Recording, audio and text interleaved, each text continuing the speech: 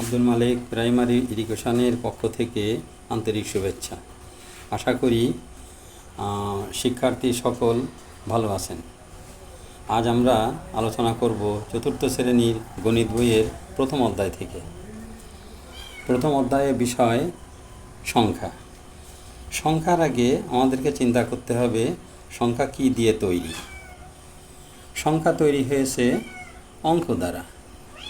অঙ্ক কাকে বলে?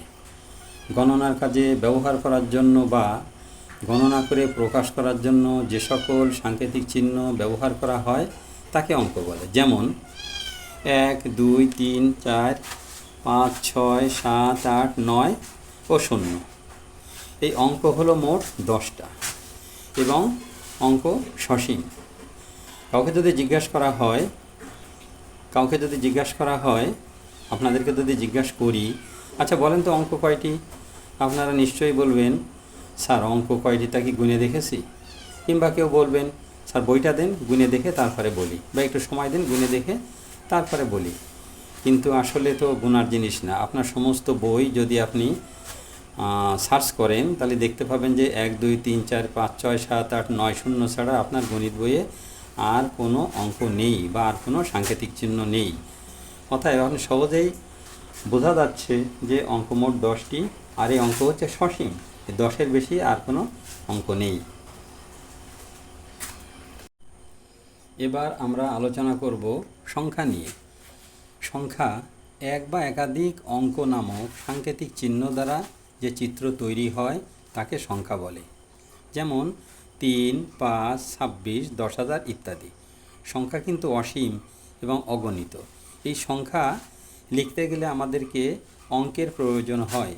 যেমন 3 একটা অঙ্ক, 3-এর পাশে যদি আমরা 5 লিখি তাহলে হবে 35। 35 একটা সংখ্যা, কিন্তু এই সংখ্যাটা তৈরি হয়েছে 3 এবং 5-এর 5 মিলিত হয়ে। তাহলে 3, 5 এগুলো এক একটা অঙ্ক, আবার এগুলো দিয়েই তৈরি হয় সংখ্যা। তাহলে এরা প্রত্যেকেই এক একটা সাংকেতিক চিহ্ন। এই সংখ্যা অসীম এবং অগণিত, এটা গুণে কখনো শেষ করা যাবে না। আপনাদেরকে যদি জিজ্ঞাসা করা হয় যে আপনাদের শ্রেণীতে আজ কতজন শিক্ষার্থী উপস্থিত হয়েছে, বোর্ডে লেখা থাকে অনেক সময়, বা যে ক্যাপ্টেন সে তার জানা থাকে, সে লেখে গুণে, হয়তো বললো যে 45 জন। যদি জিজ্ঞাসা করা হয় আচ্ছা খেলার মাঠে কতজন শিশু খেলা করছে, আপনারা গুণে দেখে বললেন 10 জন কিংবা 12 জন। এই 10 এবং 12 কিন্তু সংখ্যা। এই সংখ্যা কিন্তু তৈরি হয় অঙ্ক দিয়ে। আশা করি আপনারা সহজে বুঝতে পেরেছেন যে অঙ্ক এবং সংখ্যার মধ্যে পার্থক্য কী এবং অঙ্ক কাকে বলে এবং সংখ্যা কাকে বলে। আপনাদের জন্য একটা প্রশ্ন, অঙ্ক কয়টি? সঠিক উত্তরে টিক দিবেন। ক অগণিত, খ একাধিক, গ 10টি, ঘ বলা সম্ভব নয়। আশা করি কমেন্টে বলে দিবেন। আগামীকাল ইনশাআল্লাহ স্থানীয় মান সম্পর্কে আলোচনা করব। আজ আমার এই ভিডিও দেখে আপনারা যদি কেউ বিন্দুমাত্র উপকৃত হয়ে থাকেন তাহলে আশা করি আপনারা আমার জন্য দোয়া করবেন, আমি যেন আপনাদের জন্য উত্তরোত্তর ভালো ভিডিও প্রদান করতে পারি।